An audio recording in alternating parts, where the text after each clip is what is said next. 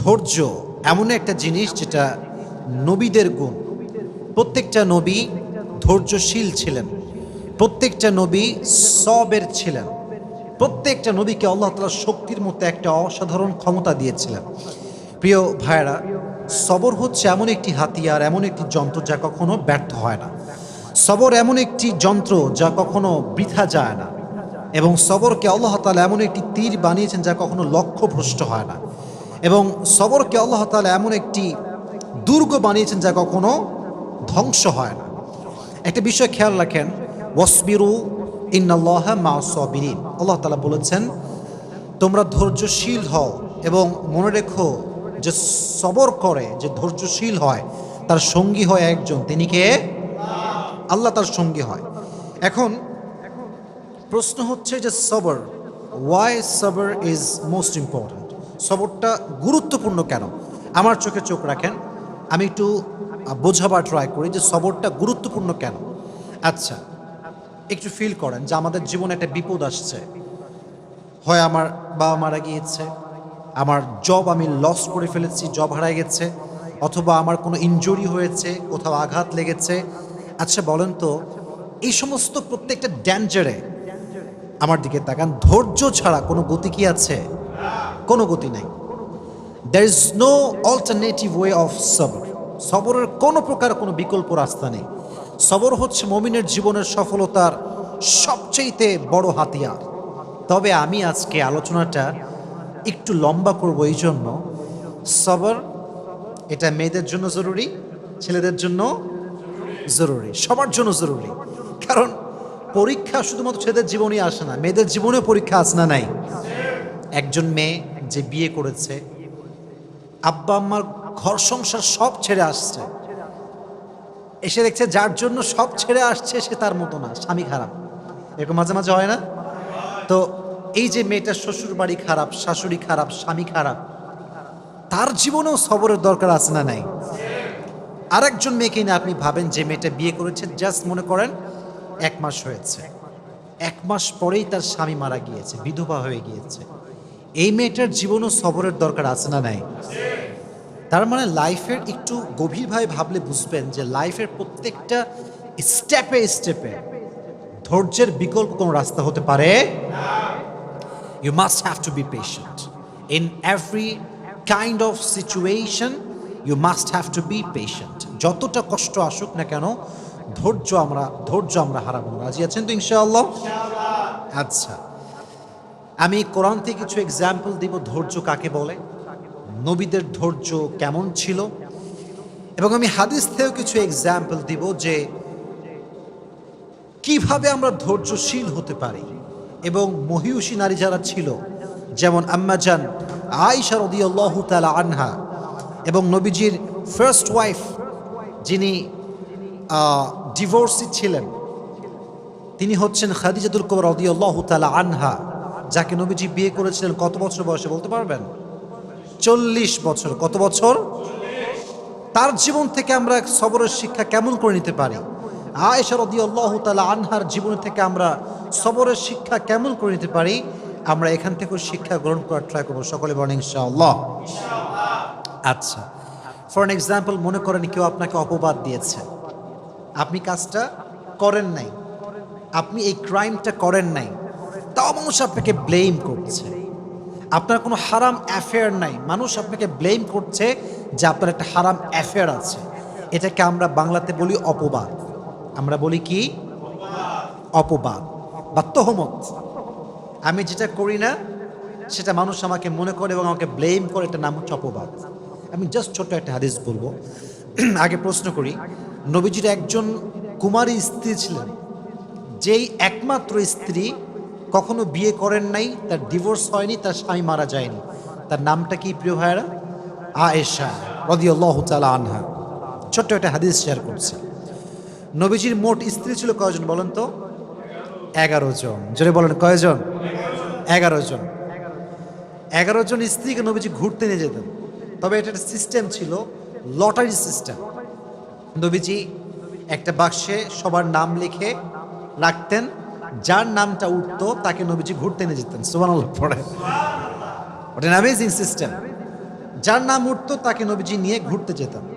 তো একবার নবীজি লটারি করলেন, একটু মনোযোগ দিয়ে শুনতে হবে। লটারি করার পরে আম্মা জানা আয়েশা রাদিয়াল্লাহু তাআলা আনহার নামটা লটারিতে উঠল, নবীজি ঘুরতে নিয়ে গেলেন। এটা একটু লম্বা স্টোরি, বাট আপনাকে মনোযোগ দিয়ে শুনতে হবে, কারণ এখানে একটা অনেক বড় সবরের শিক্ষা আছে। সেই যুগে ঘুরতে যাওয়া হতো মেয়েদেরকে নিয়ে, ওয়াইফদেরকে নিয়ে। এটাকে বলা হতো হাউদাজ, আমরা বলি এটাকে পালকি। আগের যুগে বিয়ে হতো কিসে করে?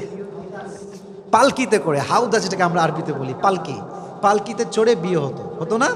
আগের যুগে এটা সিস্টেম ছিল। তো তখনকার যুগে এভাবে পালকিতে চড়ে ঘুরতে নিয়ে যাওয়া হতো। তো আম্মা জান আয়েশা রাদিয়াল্লাহু তাআলা আনহাকে পালকিতে চড়ে নিয়ে যাওয়া হচ্ছে ঘোরার জন্য।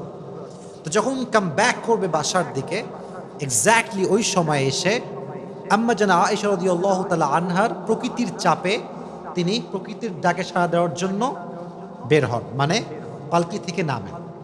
যেটা হয় সেটা হচ্ছে পালকি থেকে নামার পরে উনি একটু দূরে যান প্রকৃতির ডাকে সাড়া দেওয়ার জন্য। এখন মজার বিষয় হচ্ছে আম্মা জান আয়েশা রাদিয়াল্লাহু তাআলা আনহা ছিলেন, she was slim, she was not fat. উনি খুব চিকন ছিলেন, মোটা ছিলেন না, চিকন ছিলেন। চিকন মানুষ কোথাও উঠলেও বোঝা যায় না, নামলেও বোঝা যায় না, কারণ সে স্লিম বডি বিলং করে। মোটারা কোথাও উঠলে দেখবেন মাঝে মাঝে মোটারা রিকশায় উঠলে রিকশার জায়গায় থাকে না বসা। তো এটা হচ্ছে বডির ডিফারেন্স।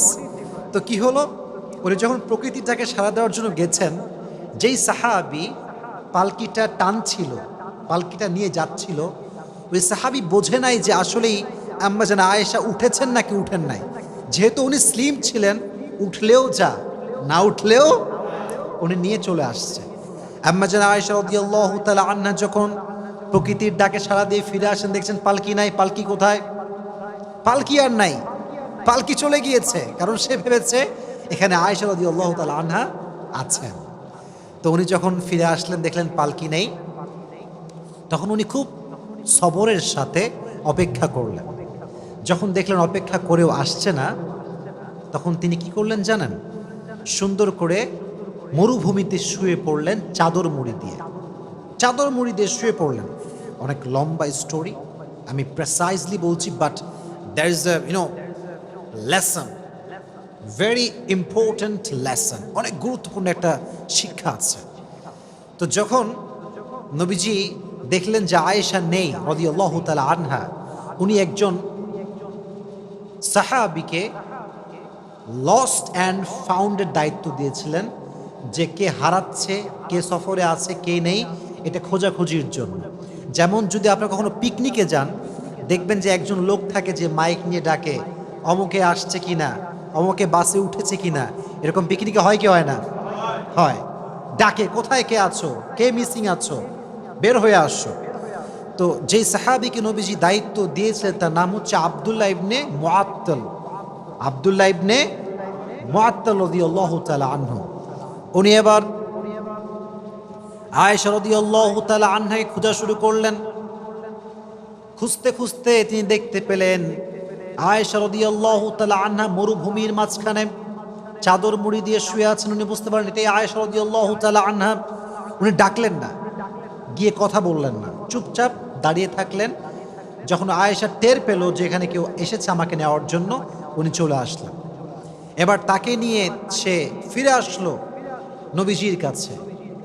কিন্তু যেহেতু সফরে সবাই ফিরে গিয়েছে বাসাতে, আর সর্বশেষ আব্দুল্লাহ ইবনে মুআত্তাল আম্মা জান আয়েশাকে নিয়ে ফিরে এসেছেন, মুনাফিকদের সর্দার আব্দুল্লাহ ইবনে সালুল সুযোগ পেয়ে গেল। কি সুযোগ? এবার সে ব্লেম শুরু করলো যে আয়েশার সঙ্গে এই সাহাবীর একটা জেনার সম্পর্ক আছে। সকলে বলেন নাউজুবিল্লাহ। পৃথিবীর সবচাইতে সতীত্ববান নারীর উপরে জেনার ব্লেম, কত বড় মারাত্মক জঘন্য অপরাধের ব্লেম। আপনি চিন্তা করতে পারেন কার ব্যাপারে? আপনার ব্যাপারে নয়, আমার ব্যাপারে নয়, সবচেয়ে সতীত্ববান নারী আয়েশা রাদিয়াল্লাহু তাআলা আনহার ব্যাপারে ব্লেম করা হলো যে সে এই সাহাবীর সঙ্গে ওই মরুভূমি থেকে আসার সময় খারাপ কাজ করেছে, অন্যায় করেছে, জেনা করেছে। কিন্তু বিষয়টা আয়েশা জানতেন না যে আমার বিষয়ে এই ব্লেমটা করা হয়েছে। কিন্তু উনি ফিল করলেন যে প্রিয় নবীজি আমাকে আগে যেমন আদর করতেন এখন আর তেমন আদর করেন না, আগে যেমন ভালোবাসতেন এখন তেমন আর ভালোবাসেন না। এটা তিনি ফিল করতে শুরু করেন, but she had no idea যে আমাকে এরকম একটা ব্লেম করা হয়েছে। তো একটা সময় গিয়ে আয়েশা রাদিয়াল্লাহু তাআলা আনহা বাবার বাসায় আসলেন। বাবার বাসায় যখন আসছে তখন আশেপাশের লোক বলতে শুরু করছে, আয়েশা তোমার নামে তো এরকম গুজব ছড়ানো হচ্ছে, তুমি নাকি অমুক সাহাবীর সঙ্গে এই সম্পর্ক করেছিলা সফর থেকে ফিরে আসার সময়। এটা শুনে আয়েশা রাদিয়াল্লাহু তাআলা আনহা just she was shocked and thunder. এটা কেমন কথা, কত বড় মিথ্যা অপবাদ আমার উপরে। কিন্তু দেখেন, পৃথিবীর নির্মম বাস্তবতা হচ্ছে কষ্টে পড়লে বোঝা যায় যে কে আপন কে পর। কষ্ট বিপদ হচ্ছে এমন একটা জিনিস যেটা মানুষকে চিনিয়ে দেয় যে কে আমার আপন কে আমার পর। আমার যখন খুব কষ্ট আসে, খুব বিপদ আসে, আমার একদিক থেকে খুব ভালো লাগে যে আমি আমার আপন মানুষ চিনছি। এবং যখন আমি চিনে ফেলি তখন আমি বলি যে ভাই বিপদ তো আসবে আর যাবে, কিন্তু আমি তো আপনাকে চিনে ফেললাম যে আপনি কোন ক্যাটাগরির লোক, এটা আমার বোঝা হয়ে গেল। তো আম্মা জান আয়েশা দেখলেন যে সবাই তার বিপক্ষে, কেউ তার পক্ষপাতী করে না।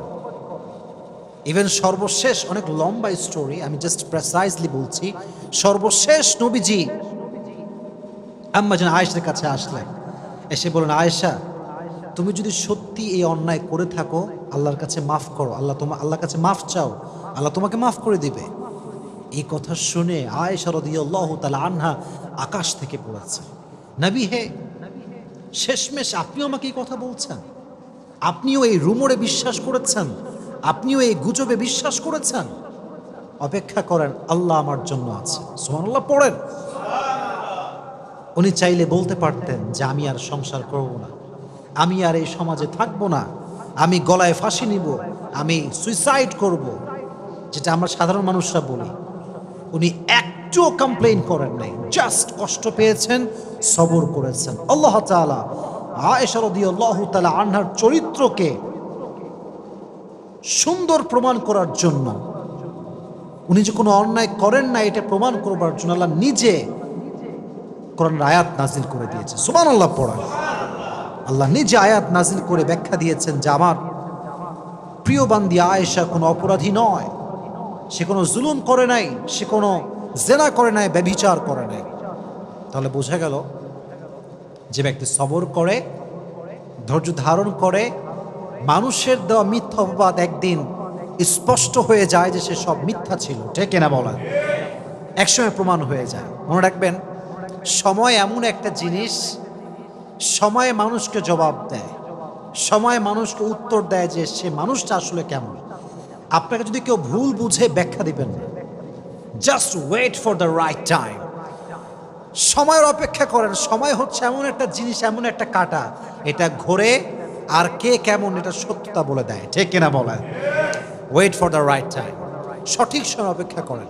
তাহলে আয়েশা রাদিয়াল্লাহু তাআলা আনহাকে ব্লেম করা হয়েছে, এবার আমাকে জবাব দেন, উনি কি ধৈর্যহীন ছিলেন না ধৈর্যশীল ছিলেন? She was patient. In every kind of situation, she was patient. ধৈর্যশীল ছিলেন। ফলে কি হয়েছে? আল্লাহ নিজে আয়াত নাজিল করেছেন কার ব্যাপারে?